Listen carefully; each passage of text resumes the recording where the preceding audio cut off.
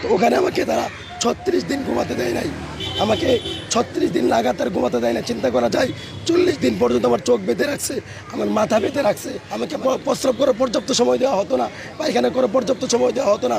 পায়খানা করতে গেলে সেখানে দরজা খোলা রাখতে বলতো।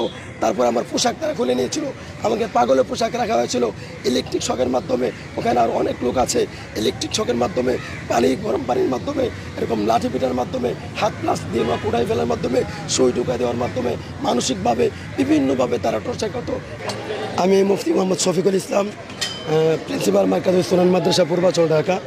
তো আমাকে গত জানুয়ারি 2022 সালের 13 জানুয়ারি রোজ বৃহস্পতিবার রাত 8:35 মোহাম্মদপুর কৃষি মার্কেটের সামনে থেকে আমাকে তুলে নিয়ে যায় সাদা পোশাকধারী লোকেরা, ডিবি পরিচয়ে তুলে নিয়ে যায়। তো সেখানে তারা প্রথমে একজন আমাকে বলে, ভাই আপনি কি মুফতি শফিকুল ইসলাম মার্কাজুল সুনান মাদ্রাসার প্রিন্সিপাল? তখন আমি বললাম জি। একথা বলতে আরেকজন কানে কানে বলে, আমরা ডিবির লোক, সোজা গাড়িতে ওঠো, নতুবা সোজা গাড়িতে উঠ, না তো শ্যুট করে মেরে ফেলবো। একথা বলতে তাদের কালো গ্লাসে গাড়ির মধ্যে আমাকে ঢুকিয়ে ফেলে। তারপর আমার সাথে সাথে আমার ফোন নিয়ে ফ্লাই মুট করে বন্ধ করে দেয়। আমি তাদের অনেক বলেছি, তারা যেন আমাকে আমার পরিবারের সাথে যোগাযোগ করে জানায় যে আমি গ্রেফতার হয়েছি বা আমি প্রশাসনের লোকের কাছে আছে, কিন্তু তারা এটা করে নাই। তারপর তারা আমার চোখ বেঁধে ফেলে, কিছুক্ষণ পরে তারা আমার 2 হাতে হ্যান্ডকাপ পরায়। তারপর তারা আমাকে নিয়ে যায় এক জায়গায়, আমি আন্দাজ করেছি বা পরবর্তী সময় জানতে পেরেছি সেটা উত্তরা র্যাব 1-এর তত্ত্বাবধানে। যদিও তারা নিজেকে আমার সামনে ডিবি পরিচয় দিয়েছে, কিন্তু তারা র্যাব 1 ছিল। র্যাব 1-এ তারা র্যাব 1 অফিসে না, অফিস এক জায়গায়, আর টর্চার সেলের অফিস থেকে আরেকটু দূরে। কারণ আমাকে জিজ্ঞাসাবাদ করা হয়তো, টর্চার সেল থেকে গাড়ি দিয়ে আয় নাই না, জিজ্ঞাসাবাদ করা হয়তো, টর্চার করা হয়তো। তো ওখানে আমাকে তারা 36 দিন ঘুমাতে দেয় নাই, আমাকে 36 দিন লাগাতার ঘুমাতে দেয় না। চিন্তা করা যায়, 40 দিন পর্যন্ত আমার চোখ বেঁধে রাখছে, আমার মাথা বেঁধে রাখছে।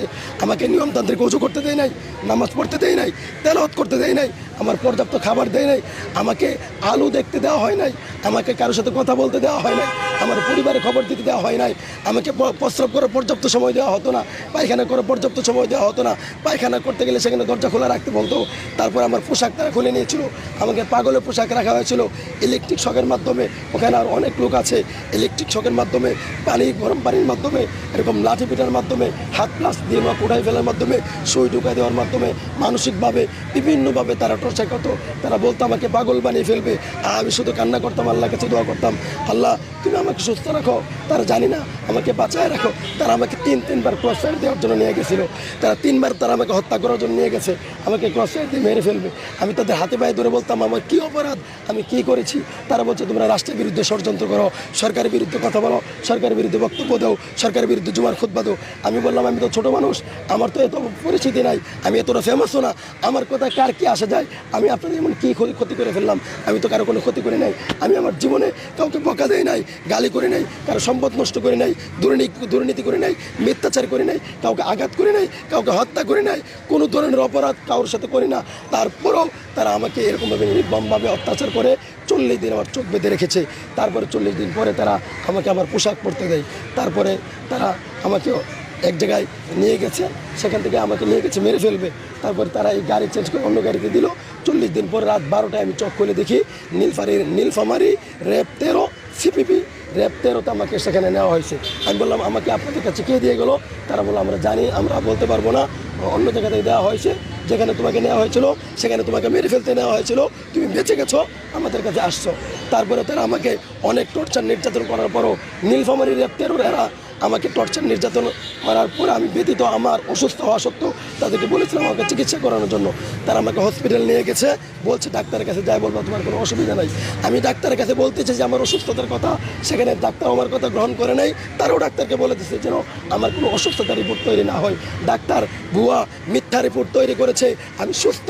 তারপরে সেখান থেকে আমাকে ম্যাজিস্ট্রেট কোর্টে নিয়ে যাওয়া হয়, সেখানে আমাকে বই দেখানো হয় কোর্টে নেওয়ার আগে, যদি তুমি ম্যাজিস্ট্রেটের সামনে সব কিছু বলো এতদিন যাওয়া হয়েছে, তাহলে তোমাকে আমরা সেখান থেকে ম্যাজিস্ট্রেট তোমাকে নেবে না, আমরা আবার এনে তোমাকে গুম করব।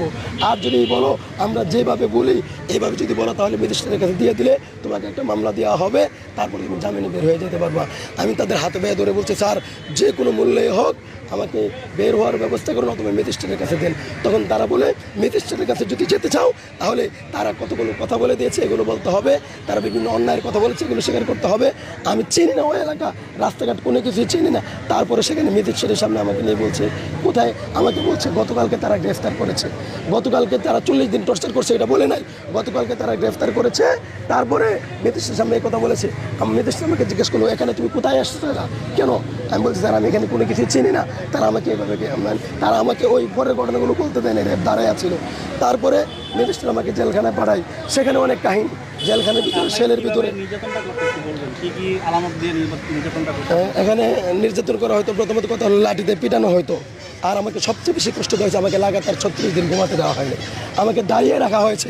একটা মানুষ এক লাগা 2 ঘন্টা 3 ঘন্টা 5 ঘন্টা দাঁড়িয়ে থাকলে তার অবস্থা খারাপ হয়ে যায়। 36 দিন আমাকে ঘুমাতে দেওয়া হয় না, আমার মেরুদণ্ড ফেটে যাওয়ার মতো অবস্থা হতো। আমার মাথাকে 40 দিন পর্যন্ত টাইট করে বাঁধা রাখা হয়েছে, আর এর জন্য আমার যে ব্যথা তৈরি হয়েছে এখন পর্যন্ত আমার সেই ব্যথা আছে। আমি 1.5 বছর জেল খাটার পরে বের হয়েছি, 1.5 বছর পরে আজকে পর্যন্ত সেই ব্যথা আমার অনুভূত হয়। আমার সারা শরীরে আমি অসুস্থ হয়তো তেমন অবস্থা হয়ে গেছে, নিস্তেজ হয়ে গেছে, আমি ভালোভাবে হাঁটতে পারি না, একতলা সিঁড়ি উঠতে পারি না। অথচ আমি অত্যন্ত পরিশ্রমী ছিলাম, কর্মঠ ছিলাম, আমি অনেক পরিশ্রম করতে পারতাম। আজকে আমার জীবনটা, হ্যাঁ চোখ বাঁধা ছিল, হাত বাঁধা ছিল, কখনো হাত পিছন দিয়ে বাঁধা রাখতো, কখনো উল্টায় রডের লেগে ঝুলায়, এরকম রডের সাথে ঝুলায় বাঁধা রাখা হয়তো। ওখানে যে ছোটো ঘরটা, ওই ঘরটা একজন মানুষ শুধু দাঁড়ানো যায়, এর বেশি কিছু করা যায় না। হাঁটা চলা করে একজন মানুষ দাঁড়ানো যায় বা চাইলে বসতে পারে, কোনোরকম শুইতে পারে। এত ছোট্ট একটা কবরের মতো একটা ঘর, ওই ঘরের মধ্যে সেখানে রাখা হয়তো, অন্ধকারের মধ্যে রাখা হয়তো। ওখানে সবচেয়ে বড় কথা হলো যে মানসিকভাবে আমাদেরকে ব্যাপক টর্চার করা হয়তো, শারীরিক টর্চার করা হয়তো, আর আমাদেরকে এভাবে বিভিন্নভাবে